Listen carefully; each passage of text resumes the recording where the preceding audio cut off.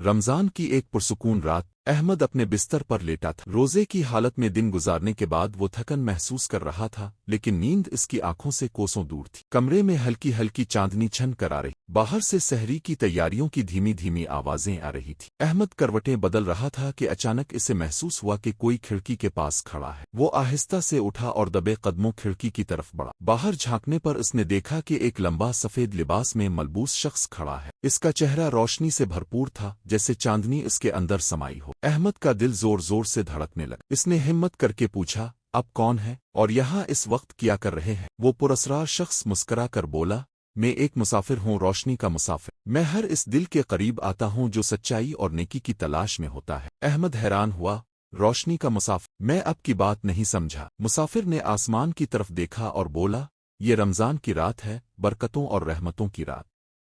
اس رات کچھ دروازے کھلتے ہیں، کچھ پردے ہٹ جاتے ہیں اور کچھ راز آشکار ہو جاتے ہیں۔ تمہارا دل روشنی کی طرف کھنچ رہا ہے، اسی لیے میں تمہارے پاس آیا ہوں۔" احمد کی آنکھیں حیرت سے پھیل گئیں۔ "کیا اب کوئی فرشتہ ہے؟" مسافر نے مسکرا کر کہا، "کچھ چیزیں بیان کرنے سے زیادہ محسوس کرنے کے لیے ہوتی ہے، لیکن یاد رکھو جو لوگ نیکی کی راہ پر چلتے ہیں ان کی حفاظت ہمیشہ روشنی کرتی ہے۔"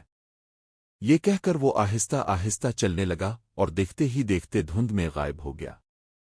احمد دیر تک کھڑکی کے پاس کھڑا سوچتا رہا، کیا وہ کوئی عام انسان تھا؟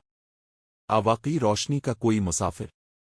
اگلی صبح احمد نے اپنے دل میں ایک عزم کیا، وہ ہمیشہ سچائی، نیکی اور دعا کے راستے پر چلے گا، کیونکہ شاید وہ مسافر اسے یہی سکھانے آیا تھا۔